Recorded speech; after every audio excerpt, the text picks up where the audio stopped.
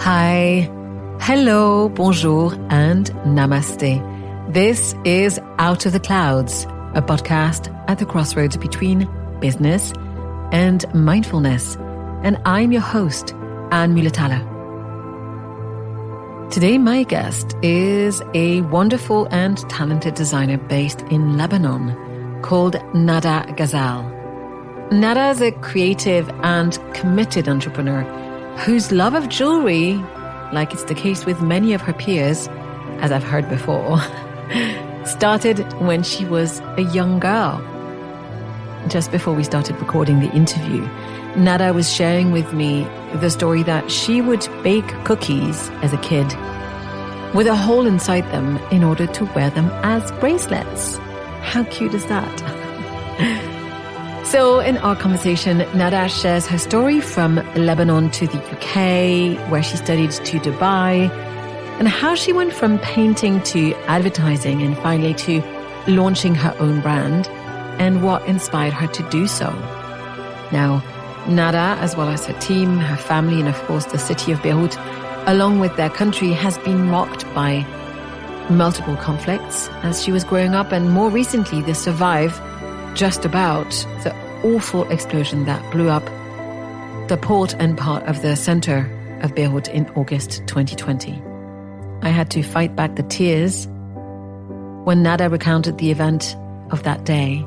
But despite all this inspired and talented designer is a shining example of how passion, commitment, and love can get us through the hardest of events. Anyway, let me stop talking and I leave you to discover this wonderful woman for yourself. Happy listening. Welcome to Out of the Clouds. It's such a pleasure to see you again. Thank you, Anne. It's really a pleasure actually going through this wonderful broadcast.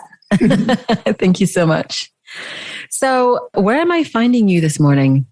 I'm in Beirut, actually in my workshop. I have the workshop just behind me. And what's wonderful about this space is that it has the office and the showroom as well. So basically, like the whole team is here. So, which is really wonderful because everyone gets to work on everything. That means that there must be a very strong relationship between the commercial team and the artisans that are making the jewelry. That's pretty unique, I would say, isn't it? I think I'm grateful to be able to do that. From the minute I started this business, I've always had this as a part of the vision. Mm-hmm. Because I just believe that even when an accountant is connected to a goldsmith, it just makes such a difference, and it, makes everything, it even makes work more fun for everyone. So I just love it. I think I'm really, really grateful to be able to have this.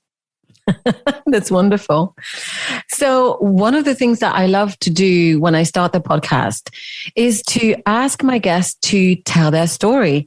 And I guess part of the reason why I do that is because I like to get to know people before we talk about what we do. It's kind of nice to know who we are, right? So would you indulge me and tell me your story? Sure. So I was brought up mainly in Beirut. I was born in Beirut, and unfortunately during the war. And I'm just going to tell you a little bit about what got me into the jewelry business. It makes it easier to tell that story. As a child, I used to spend a lot of time with my grandmother. My grandmother used to do a lot of crochet. And watching her, I was just I became so infatuated with design and even with just working with your hands. I just loved the idea of how these little hands can create beautiful things. So while sitting with her, I used to get, all of the threads, the beads, any copper wires that were left over. And I would actually used to use them to make my own jewelry. So I started making my own jewelry when I was around 5 or 6. And that made me just fall in love with jewelry because, I would just wear rings and bracelets all the time that I used to make. And then I went to boarding school in the UK for a few years. and then came back to Beirut. Even during my years at the boarding school, I used to love art and I used to paint a lot. But I always had the idea of wanting to create something that actually connects me with people around the world. So when it was time to go to university in Beirut, I did not have the chance to do jewelry design. The other thing that I loved actually was shoe design, which I used to create for myself as well. But there was no jewelry design and no shoe design at university. So I did graphic design. And while I was doing graphic design, I did a lot of freelance projects like logos and packaging. And that got me to work in advertising when I graduated. So I left Beirut and went to Dubai, and I worked in the advertising world for 10 years. I started as an art director, then a senior art director, then head of the department. You know, I grew in that creative world in advertising. I actually really loved it back then. I loved building brands. It was just like wonderful. And I had like few international awards and it was like great. I really loved it. But I always on the side used to create my own pieces of jewelry and also used to create my own shoes and get them produced until I thought that I really wanted to start my own business and I didn't want it to be late. So on my 30th birthday, I just like decided to resign and hoping that I would start my own business. So after resigning, I stayed for around 6-7 months at work to finalize the projects that I had initiated. And then I came back to Beirut and actually started the business.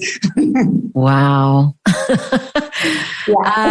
So first of all, I'm super curious because I love shoes as well. Actually, I loved shoes way before I got interested in jewelry. What kind of shoes did you design for yourself and where did you have them made? Okay, so I used to make my own sketches, and in Beirut, you know, we have great workshops, like great goldsmith. So I used to go to a jeweler and show them my sketches to get them made. And with the shoes, we had one store which was very close to our house, who used to produce shoes in Lebanon and feature them in his own store. So I went there and checked if he would actually make my own shoes. And then when he started like producing my creations and selling in his store, I told him, no, I will create a few things for you, but whatever I create for myself, just like, please, can you just like make them for me? Yeah. That's very funny. Taking advantage of your talents a little bit. Mm-hmm. Exactly. Yeah. So I used to make them in Beirut, both the jewelry and the shoes as well. What kind of shoes were you making? Was it flats, heels? The thing is, all kinds of shoes. The reason why I wanted to make my own shoes is because back then we did not have a lot of choices in Beirut, and I just felt that there is a specific heel that I like, or a specific color that I like, or a specific fabric that I wanted to use that I did not feel was available, and that I felt I needed for my own mood. Because for me, shoes is a mood. Like even when I wake up in the morning, depending on my mood, I decide what shoes I want to wear. And then after that, I decide on the outfits. Because the shoes somehow, the heels and the color and the fabric goes with that specific mood that I'm in. And sometimes I felt that I can't find shoes that suited my mood. So I wanted to create them. So this is how it's really started. I am in awe. I never thought that was possible. But then again, I didn't know of a workshop that could make shoes had I had the fancy of drawing. Yeah. Did you always draw as a kid, or is this something that you really picked up with graphic design? No, I've always used to draw as a kid. As a matter of fact, it was my art teacher in the UK at school who said to me, you're going to be an artist when you grow up, and I'm sure you're going to be a great painter. And although, I used to paint a lot, and although like my mother's house was full of like my paintings, etc., I just felt that it was something else I wanted to do rather than just like painting. I felt I wanted to create more of an object. And when I said that to my teacher, I told her I want to create something that connects me with women or with men, whoever, with human beings. Like I wanted to connect with people more. She said, what do you mean? I said, like, I want to create something where a person in Japan would be wearing, and that piece would connect us without knowing each other. So this was something that I just felt as a child. But yes, I've always drew and painted and did sculpture as well. That's wonderful. Now, I'm super curious as well as to what went through your mind when you decided to resign and leap. How clear were you as to what you wanted to do? When I left advertising, I came back to Beirut. And then the first thing I did was I rented an apartment and I just split it. This is my room and living room. And then this is my little workshop and this is my showroom. But what it was for, I wasn't completely 100% certain. And I started doing my research. The third thing that I used to love and still love is home accessories. So basically, I like the things that actually accessorize, that actually change the look. So home accessories really change the look of a whole house. And so does jewelry and so do shoes, I think. So I started doing my research. And while I was doing my research, as a matter of fact, I started designing little bits and pieces of cushions and I started designing some rings in copper wire. So I was while doing my research, I started doing little bits and pieces.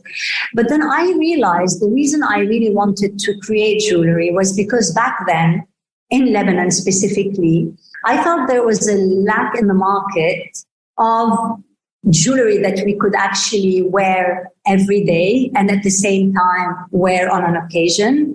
I felt most of the jewelry, besides few beautiful brands, most of the jewelry were they were not individualistic.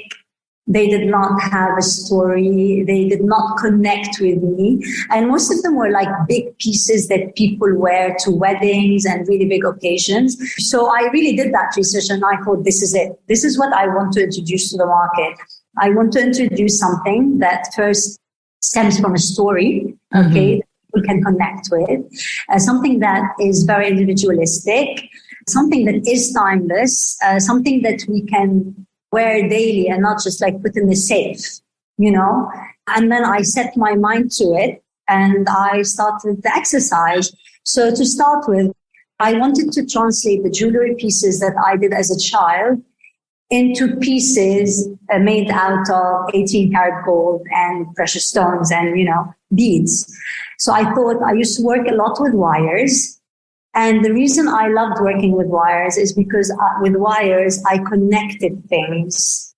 And always having the experience of the war, that gave me an experience of I always had a separation anxiety growing up, running from one home to another, running away from one country to another, etc. I had that separation anxiety. So wires meant a lot to me because they connected things together. So the first collection I did was made out of wires and beads. And I would actually make my story out of that. Let's say I would actually make that kind of a ring with 6 small beads and 2 bigger beads, which actually represented my own family because we're 6 siblings and a mother and a father, and I connected them in a way. So basically that was my first collection. So my first collection was around connecting things together. So each piece had a story of its own. Plus, I was inspired to work with wires because if you look at the skies in Lebanon and all of the electrical wires and everything, it's very chaotic. So even that by its own inspired me to use wires. So this is how the first collection came out, really. It was just out of experiences, feelings, things that I see. Mm-hmm. I just got a collection out of it. That's wonderful. I visited Lebanon once and I spent a few days in Beirut and we went up the coast a little bit. And so I feel like I can recall the wires and that sort of slightly chaotic, I was going to say skyline, but it's not as high as that. But yeah, that it's wonderful that you dig so much in your own experience to create the jewelry. And I heard you say in a few interviews as well, how much your jewelry is telling a story. It feels very peculiar. And I don't mean that in a bad way. On the contrary, I think it's kind of extraordinary. Is this something that you think stemmed from your extensive experience in, the art direction and the branding that you did as an advertiser? Or do you think you wanted to be a storyteller from earlier in your life? I'm curious as to how one discovers that they want to tell a story through jewelry. Okay, I'll tell you. I just feel that even as a child, I wasn't very expressive in words. I wasn't like, I was a very social person, had a lot of friends, but I used to talk to myself more than talk to anyone else. So I always I used to play a lot with my imagination, really.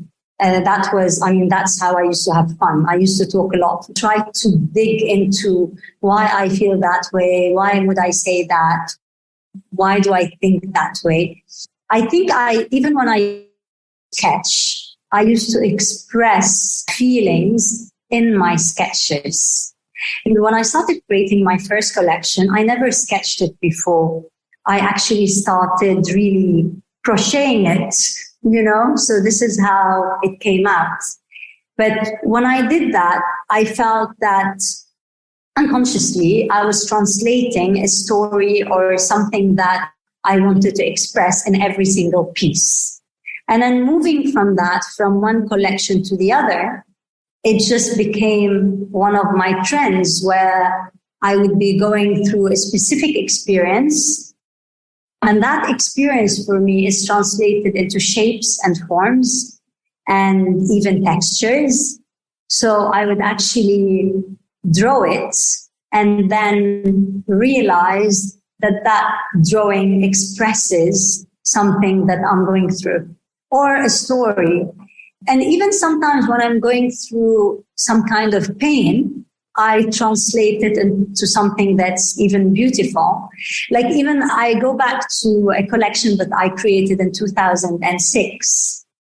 In 2006, my wires became borders. And I realized that they became borders because we went through a war in 2006. I needed that protection, and that came out in my pieces. So this is just like a slight example. It's fascinating. Just to give you context, when I was a teenager, I discovered that I had a decent voice. I became a singer. I pursued this as a side gig to my regular day job for a long time. And it's interesting you should say that too. I find that it gives us a chance to transform. I think the word crystallize is the best way to describe the process of bringing outside any kind of deep emotion we have, whether it's a piece of writing, a piece of jewelry, or in expressing ourselves through music. Exactly. I feel like you're the first designer I speak to. I do know a lot of them from my old job. And you're the first one I speak to who seems to be using it as such a personal outlet, which I think clearly links to what I read on your website, because that emotional connection, that you want to create, what you spoke about connecting to someone maybe in Japan or somewhere far in the world. I could see how this could happen when it is coming from within. Yes, and something, and I think it's part of giving as well and sharing, because sometimes I feel that when you do have a story or when you do have a talent or when you can create something that's beautiful, whether it's a song or, whether it's music or whether it's art, whatever it is, I just feel like we're given that talent, but also to be able to share around the world, because it's not just mine. I just feel that whatever I create somehow is created through me to be able to share with the rest as well. And this is why I say that maybe the most successful creative people who are very generous in sharing what they create, because it's not enough to create it. It makes it more as a whole, and it gives it more, substance when it's shared with others. I could not agree with you more. And I'm trying to stay with you and be super present. But as you said that, I was scanning my mind for successful creatives. And indeed, the ones that came to mind are very generous people. So it's an interesting parallel. Now, there were a couple of questions that were coming through to my mind at the same time. I read, and I think I heard you as well, say that Beirut is your muse and one of your greatest inspirations. Could you talk us about the city and how it inspires you? Yeah. Okay, I may get a bit emotional about this, but... It's fine. I can get emotional too. We're good. I do have a very, very, very deep connection with Beirut. And I mean, Lebanon as a whole, but maybe because I've lived in Beirut mainly. I cannot express where this connection comes from. I just feel I'm really, really, really rooted, like a tree in this city. And although we have a lot of challenges and although we have a lot of, very sad and horrible things in Beirut, I just cannot but see the beauty of it. And to me, somehow Beirut is an entity on its own, and people who live in Beirut, who have heard Beirut so much, is another entity. So what I'm really connected to and in love with is the land.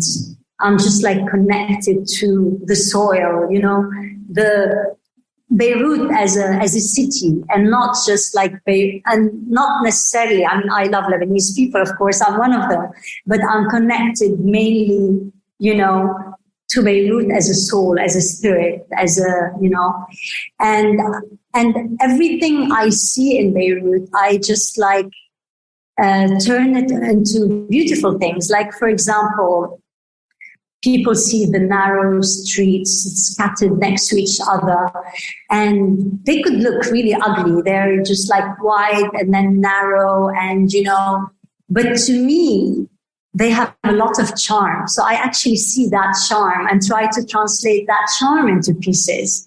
Even when you have wonderful ceilings that are destroyed, some people see the destruction in these wonderful ceilings, but I see the glory in these wonderful ceilings that I try to translate into rings and necklaces.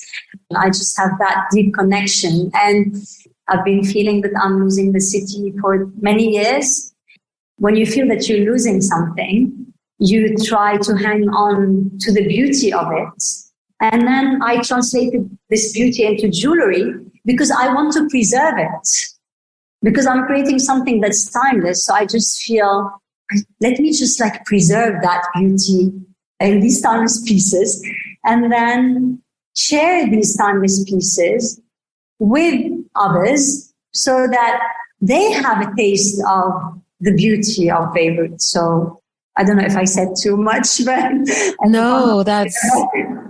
No, I was very moved because there's a beautiful video on your website where you talk about a collection that is Beirut inspired called Muse. Yes. And I really enjoyed you explaining the various ways in which you chose to translate those inspirations, that connection that you feel. And would you indulge me in reminding me, because there's a really beautiful series of hand-painted rings and lockets. And what do they represent? Was it flowers or, because they were so gorgeous? So the main collection is called Muse, and it's separated to different sections, different collections. And one of them is called Glory. All right. It has, I don't know if this is the one that you're talking about, and it has a lot of patterns. And these patterns are patterns that are actually on our beautiful ceilings and domes. And some of these domes were closed for a long time. But then after the Beirut blast, unfortunately, these some of the doors and glasses, windows got shattered. We were able to go inside and see all of these beautiful domes. And these are the domes that inspired me to create these rings and try to actually make these patterns either with embossed gold or with enamel or with stones. So yes, this is where this part came from. I wanted to talk about the blast because when you and I first spoke, I found out that your office was within the radius of it. So would you mind telling us how that day unfolded and how did you guys manage after? I think besides my father's death at a very young age, I think this must have been the worst day that most Lebanese actually have gone through, not just me. And although our house was bombed like 4 or 5 times, I've been in many explosions before. I've lived throughout the war. I've lost a lot of loved ones, etc. But this blast definitely, has given me definitely the strongest scar. We were at the office here. The port is just like around 900 meters just opposite. So it's just like very close, or a kilometer opposite, very close. Not all of us were at the office, luckily. And we were just like, it was a normal day. We were working. We were a little bit late at the office, just like finalizing a few things. And in just like a split of a second, our whole lives were shattered. Everything that you see around you, I mean, although we're here, all of this glass was destroyed. Even the metal frames, some of the metal frames were just like split in pieces everywhere. The machines were just like in different places, going through different parts of the office. And I have no idea how we actually survived. There were 4 of us at the office. One of my colleagues was like touching me because she saw me running and she saw everything getting destroyed around me. So she thought it was actually like my ghost. She could not like even believe that was me. And we had no idea what was happening. We had no idea whether we were bombed. It was an explosion. Like we could not it was just like a nightmare, imagine just like in a split of a second, everything is completely destroyed. We're all like screaming. I went a bit crazy. I could not connect to anyone. We could not connect to anyone for like half an hour.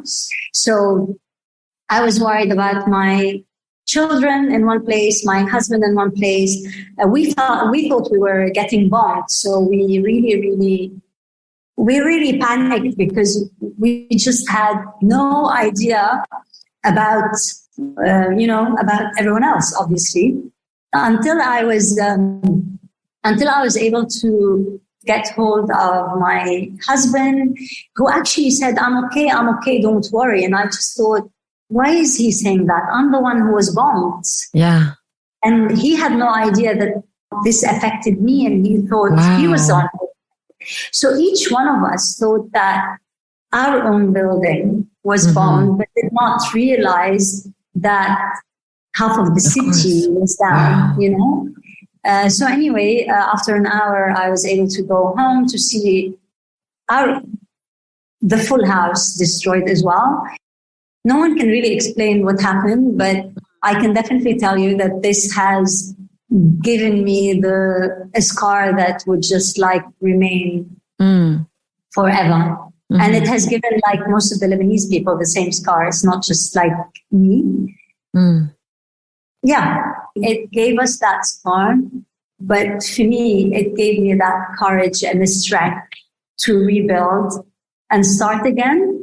Yeah, I'm so happy that that your loved ones and your team are okay. I know that the devastation from that day is nearly unspeakable. But it must feel really great to now have your atelier, your brand, everything back and running, and to be able to continue to be inspired by Beirut and to share this love that you have, this passion and these stories with people outside. Maybe now is a good time for me to ask you, in the first place, why did you choose to move to Beirut to launch your brand? Okay, I'll tell you, because as I said, as a child, I had to go to a boarding school. And then after I finished university, I had to go to Dubai and work in Dubai because I had more opportunities there. So I just felt that I lived most of my life away from my family. And I still had my twin brothers in Beirut going to university and my mother. And I thought, I've never really lived with my twins, and maybe this is an opportunity to do that. And I also thought that I would want to build my brand in a place where I would want to retire, and that would be my own country. The other thing is, I felt I needed to start giving back to my community. And by starting a business and building a business and growing a business, I would be indirectly giving back to my community. And so I thought, no, it has to be in Beirut rather than anywhere else. Now, so I came back to Beirut, and when I started my business, I actually had my brothers who were still at university working with me part-time as well, helping me part-time. So when I opened the company, I registered it in our names, the three of us, and then afterwards with my three brothers. So, but unfortunately, opened my store in Beirut and my little mini workshop in Beirut 3 months after there was a big assassination of our prime minister. And one of my brothers was graduating then. So I told him, I don't know where this company may go. So I encouraged him to go to Dubai and start working there.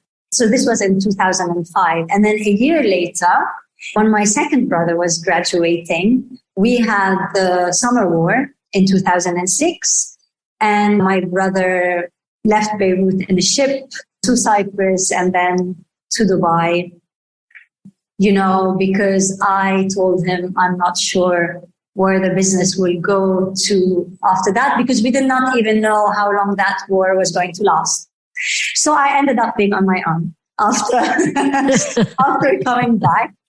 And then 15 years later, my sister, who lives in Dubai and who was helping in business development while she was there, decided to move back to Beirut and work with me. So I'm lucky to have her. Oh, yay. Have her here. So yeah, so the two of us are here, and then we have 4 siblings in Dubai. So yeah, we're a family of 6, a big family, a wonderful big family. Oh, that's wonderful. So one thing that came up for me as you were telling me all of these stories, because also I've watched the film this morning of your muse collection with all of its different parts. You know what I would love to see? I would love for you to film or go around the streets of Beirut and show part of this inspiration behind the jewelry. Because somehow I'm transported by the stories you're telling me. You know, the parts of it that are very sad. So yeah. I'd love to see it through your eyes, basically. But you know that I created to show that? No. Yeah. I actually created a book called My Muse. Oh, that's gorgeous. I'm going to send you a copy of this book. Oh, yes, please. And I worked with a friend of mine who actually did sketches. Sketches of, so this is like my love story with Beirut, and who actually did sketches of the places that I took pictures of that inspired me. And because we talked about the ceilings, actually, this is an image of one of the... that's exactly the ring that I was looking at in the video. Yeah. Oh, that's beautiful. So yes, so I thought instead of actually just taking pictures, why don't I get like a friend who can actually sketch them, because that's what she does. As a matter of fact, she does sketches of Beirut. She's an urban artist. So I thought she would be like the best person to do that. So this was like for me a way to share my Beirut, my muse with people around the world through jewelry and through sketches. Thank you so much. It's gorgeous. I'm very moved and I'm so excited that you did that. Thank you. Now, there's something else that rose in my mind as you were speaking about your brothers graduating and going to university in Beirut. So a long time ago, when I was in my early 20s, I had a great friend called Soraya, who's of Syrian origin. And one of her best friends, or was it her sister? I think maybe it must have been her sister, went to university in Beirut. And I will always remember, because she was very emphatic about how she described it. She said, Anne, you don't understand. Beirut is incredible because the city and of course the country has gone through so many hardships. People are amazing and they party so much and they love life so much. But what's striking is that she described to me what she thought was the relationship with the Lebanese and jewelry. She said, people, they wear all of their jewelry. They go out and because they don't know what's going to happen tomorrow. So they really live life to the fullest. And it's interesting because the first and only time that I visited, I felt that. I felt what she described. I felt that sort of very deep connection to life, which also translates in food. Because let's talk about how, I don't know how to say this. Let's just say that I had the best meal of my life just outside of Beirut. I don't remember the name of the restaurant, but it was simply extraordinary. So I just wanted to say that because it feels like such a thin connection. And there's so many things that our friends tell us, but this thing that she said that day, somehow she was telling me a story of someone else. She was painting a picture, and that's always made me feel connected to your city. So I hope I'll be able to visit another time. I'm really happy to hear that you're connected to the city. I think actually every person who visits the city gets connected to it. There is some kind of a charm to it. I don't know. I always say we live in a sacred city. There is there is a secret to Beirut. There is a secret that I can't explain. There is one. I'm sure, there is one. I mean, there are beautiful cities all around the world. Of course. I've always heard that, whoever comes to the city once, they feel at home as well. But as you said, I mean, yes, Lebanese people, they love to look good. They love to go out. They love to enjoy themselves. And yes, they love to wear jewelry and they love to buy jewelry. It's a great thing to me, I was thinking, you really made a good choice when you picked Lebanon to come back and launch your business. Exactly. I think it was an excellent choice. And the thing is also because in the times of my parents, I mean, Lebanon was called a Switzerland of the Middle East, and it had a lot of glory. Okay. It had a lot of glory. So people were glorious as well, so people looked exactly like their city. It was beautiful and they wanted to dress up and go out. And Lebanon had a lot of tourists and a lot of culture and wonderful museums and wonderful art and wonderful music, So people were actually similar to what the city was. Unfortunately, the city is changing. It has changed due to the conflicts that have happened the past 30 years or more. And you still have a lot of people who are trying to hang on to the beautiful Beirut and who are still hanging on to living that wonderful life. So you have that part, but there is now a lot of contradiction and unfortunately a lot of contrast. It's nice to have a mix. We've always been a mix of East and West, That's what made Lebanon beautiful as well. But we want to keep that beautiful city. So a lot of us are trying to hang on to that beautiful city. Many of us are unfortunately destroying that beautiful city. And I think this is the pain that every single person who wants beautiful Lebanon to remain beautiful Lebanon is going through. Yeah. I mean, I don't know what to say. I understand what you said earlier about trying to hold on and creating pieces that celebrate what you see. I feel the emotion in what you're saying. Now, let's talk about something quite wonderful. In 2017, you were actually named Lebanese Entrepreneur of the Year. That's fantastic. Yeah. And I hear that this was a real tipping point for your business. Can you tell us that story? Yes, actually, it's a wonderful thing that happened to me, and it is a tipping point. I was contacted by someone to enter this competition, the Woman Entrepreneur of the Year. I just had a bit of a thought about it. And then when I looked at who the jury are, who are great business successful women and men, I thought, no, I want to enter this competition because I'm sure I'm going to learn something from them.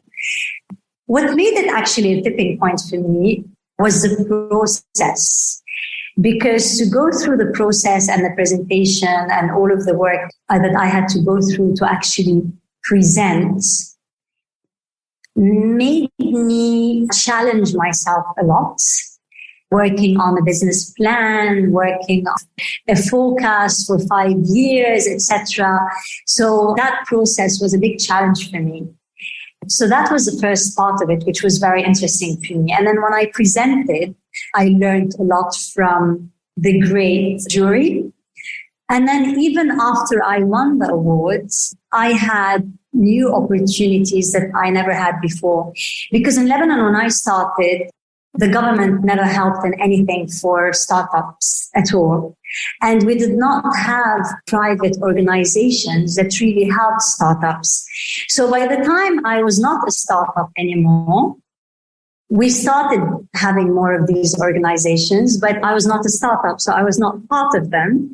But then I was introduced to different organizations that really helped me in mentorship, helped me in starting up a bigger workshop, etc. So from one point, I had more support. And from another point, I challenged myself to do more. And it also gave me the courage to grow the business more. And whatever I did during that period was a tipping point to whatever I have today.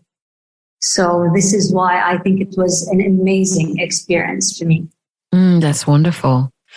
Thank you for offering me a perfect segue to talk about how you're envisaging growing your business, because I know you have hopes to extend the distribution internationally. So tell me about what you're hoping to achieve for your beautiful brand.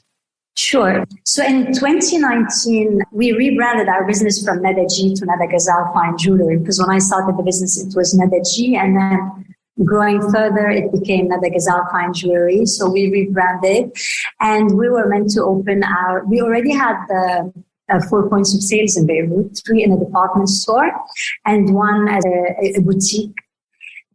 And then November 2019, we were meant to open a bigger flagship store with a very unique retail experience. And we could not do that because the revolution started a month earlier, exactly in front of our store. Exactly just in front of it, yes. Oh my God. So we could not do that. And we postponed that till 2020. But then when we had the blast in 2020, that store was completely destroyed. So we gave it back to its owner.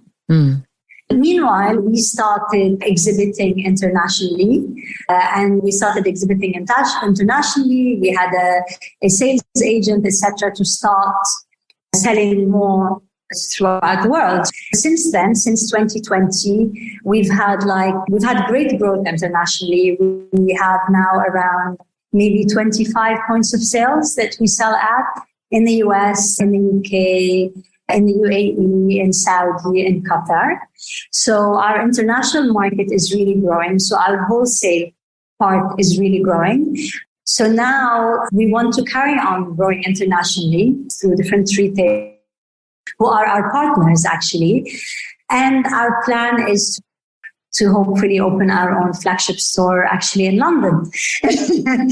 Oh, yay. Because, unfortunately, I cannot have my flagship store in Beirut now. Mm-hmm. And I think London, no matter what London is going through at the point, I think London would be my second home. Mm-hmm. I just feel very connected to the city as well. I feel connected to the UK maybe because I was there as a child, in a boarding school, and London has taught me a lot, and I just love it for what it has taught me. So yes, this would probably be our next project, to open a flagship store in London, hopefully soon. Or to start working on it at least. Yeah. That's wonderful news. Sure. Also, it would be something that would support our retailers in London as well, because I want to make sure that this is something that will give to our retailers rather than take from our retailers. So this is very important for me. Yeah. I mean, I come from a retail and wholesale background, and actually competition supports the business. Yeah.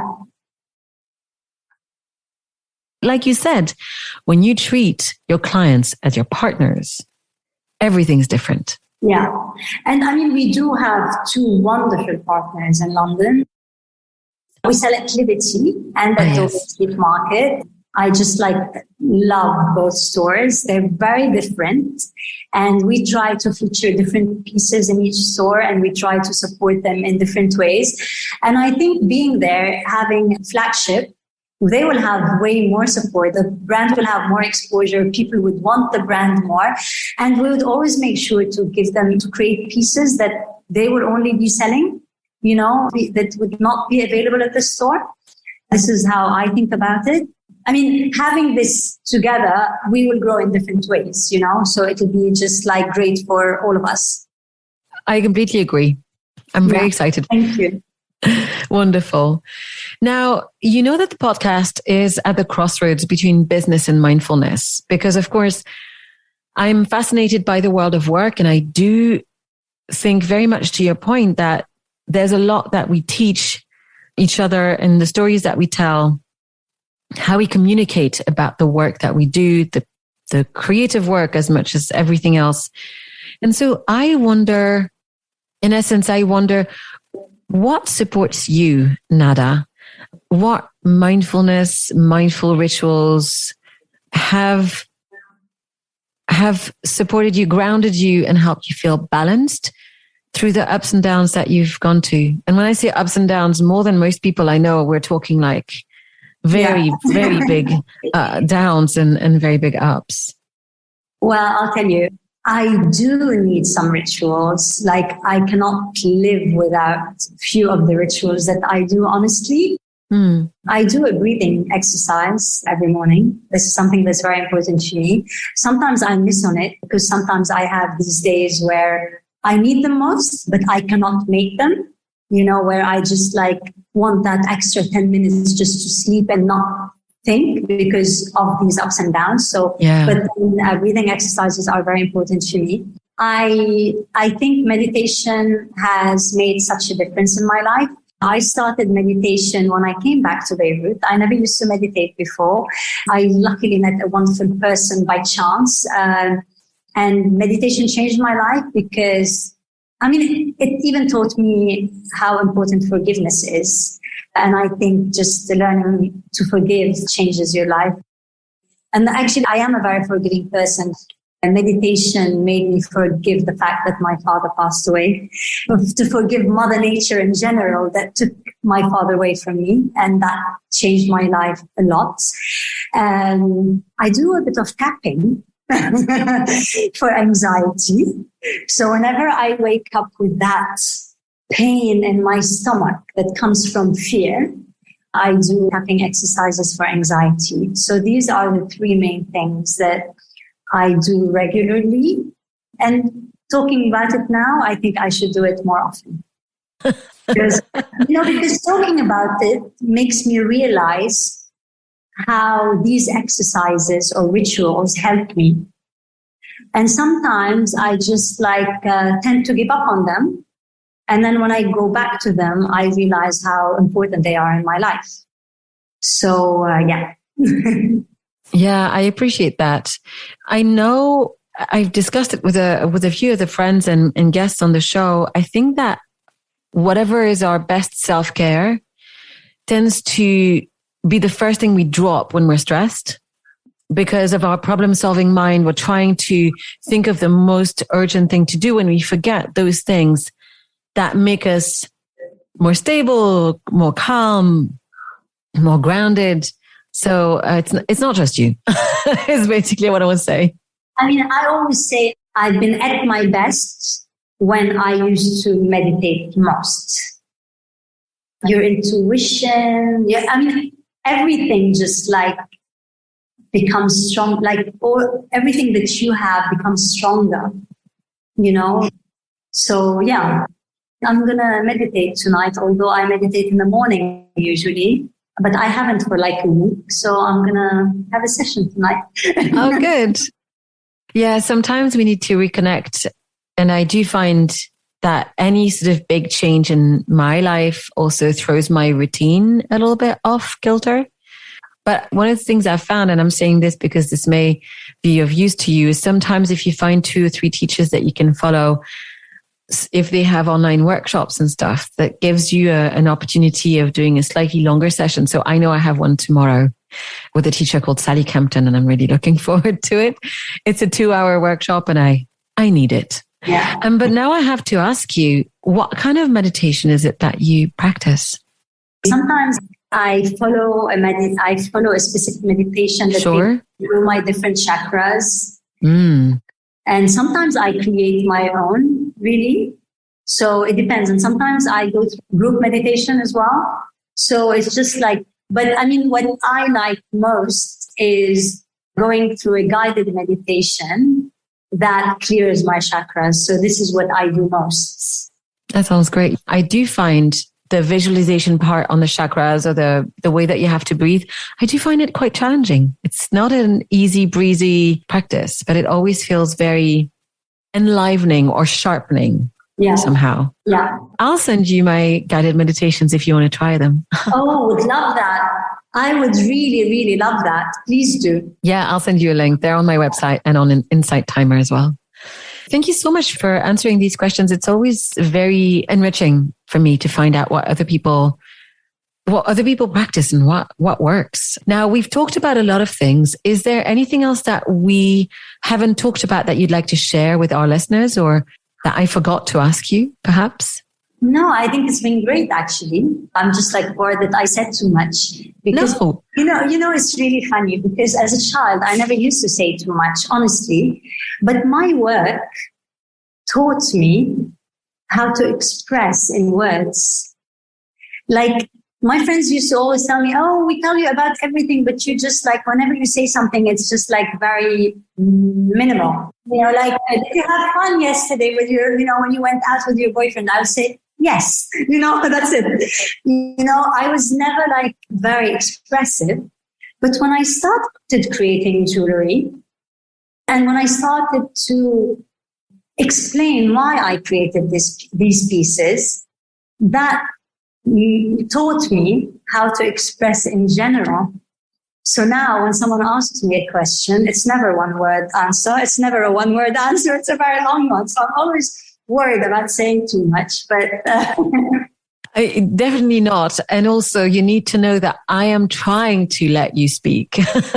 I am trying to be quiet and not to interrupt. I do find that one of the hardest things that I've ever had to do, which the podcast is certainly helping me, is to shut up and let people speak and listen, which, as a coach and a consultant on the professional front, it's good when I let my clients speak. So thank you. This is always a good practice for me.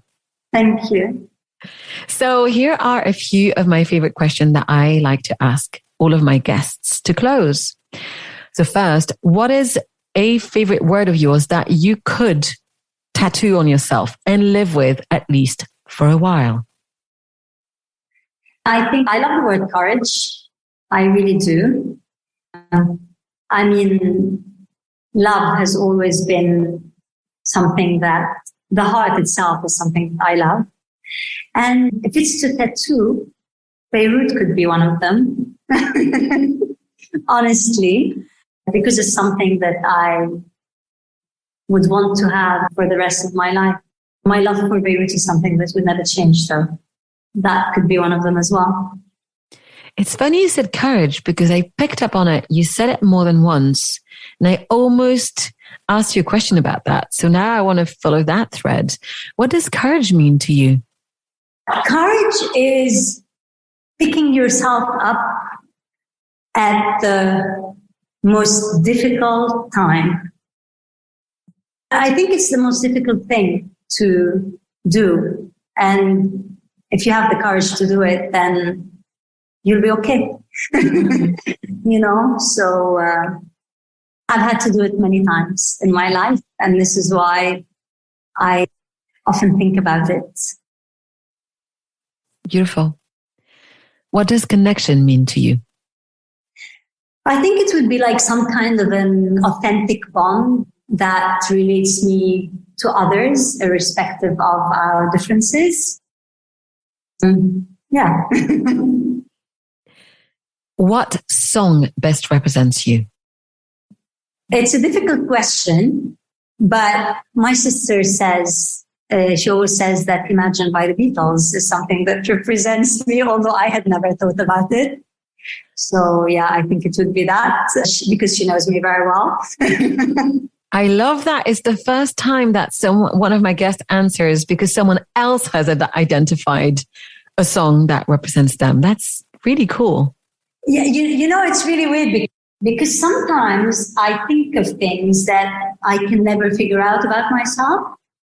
And I just run it by my sister and she immediately tells me something that is so true. She's my elder sister and we took care of each other growing up, I think, and she took more care of me, I suppose. But sometimes I feel she just knows me as much as I know myself. So yes. How wonderful.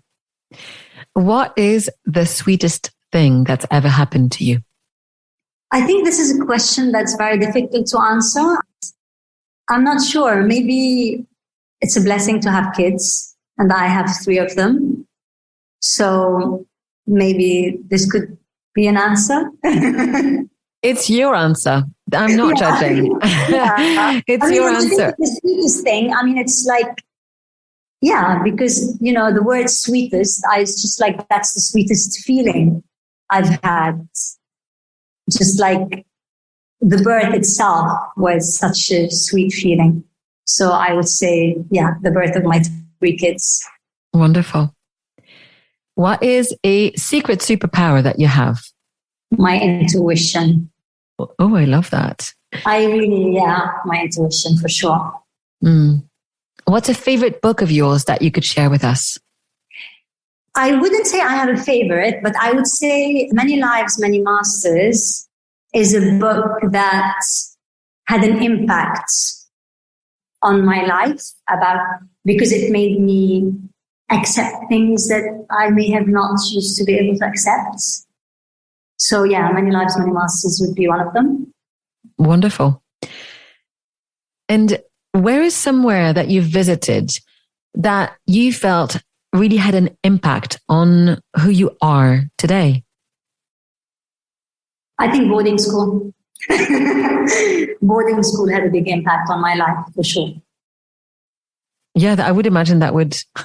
Where were you exactly? I was in Kent, in a village called Broadstairs. And I went there at the age of 9, I think. 10, I think 10. I don't know if it's the same for you, but I have some of my closest friends who are either British or Irish, went to boarding school and have made the greatest friends of their whole lives. And they seem to have absolutely loved it. Was that your case as well?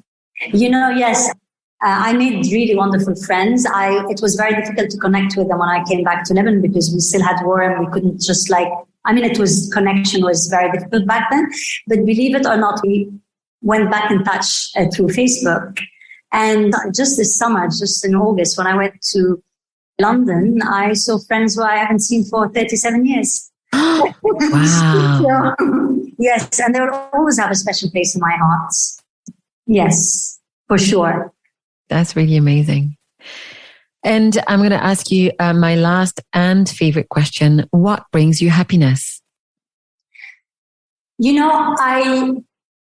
I've tried to teach myself that happiness comes from within, in the sense of I try to be happy regardless of what happens around me, because I do not wish for the ups and downs to change who I really am and how I feel.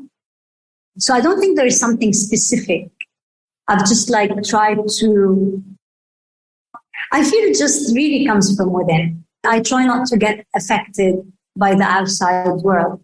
The outside world affects my mood, does not affect my state of mind, and I try to be content no matter what happens.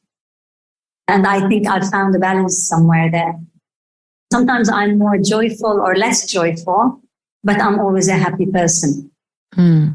Thank you. Fascinating, enlightening answer. And observing you as you answer my questions and tell stories about the jewelry in Beirut and your family, etc., I was thinking you feel very radiant. So it's funny to say that about someone I don't know very well across from a Zoom screen, but there is something that is emanating that I think speaks to what you were just saying. Yeah, I mean, thank you for seeing that. Thank you, honestly. Well, it was such a pleasure to speak to you, Nada. First of all, I'm in awe of your amazing collection. I've spent way too much time after our first chat on your website. Where can people find you if they would like to find out more about you, about your collections? How can they get in touch? Okay, so of course we have our website, nadaghazal.com. And we're on all social media platforms as Nada Ghazal Jewellery. And on our website, there's a stockist. So the names of all of our partners who sell our brand in different places in the world. And last but not least, we do sell online. So like worldwide. So that's also an option for those who do like the pieces and would like to purchase anything online. That's wonderful. Thank you so much. It's been such a pleasure. Have a lovely, lovely rest of the day. And I hope that we'll get to meet in person sometime soon in Paris or in London or perhaps in Switzerland and perhaps one day in Lebanon. Yes. Thank you so much, Anne. Really, it was a pleasure because, what's really wonderful is that sometimes when someone asks you questions, you learn from their questions and you learn from the interaction and you learn from your own answers. And you always learn something about yourself by learning about others. So this has been really a pleasure. Oh, I'm so glad. I'm so glad. Well, thank you so much. And hopefully connect again very soon. And we will meet very soon, I'm sure. So, friends and listeners, thanks again for joining me today. If you'd like to hear more, you can subscribe to the show on the platform of your choice. If you'd like to connect, you can get in touch with me at Anne V on Twitter, Anne Muhlethaler on LinkedIn, or on Instagram at _out of the clouds, where I also share daily musings about mindfulness. You can also find all of the episodes of the podcast and much more on my website, annevmuhlethaler.com. If you don't know how to spell it, it's also going to be in the show notes.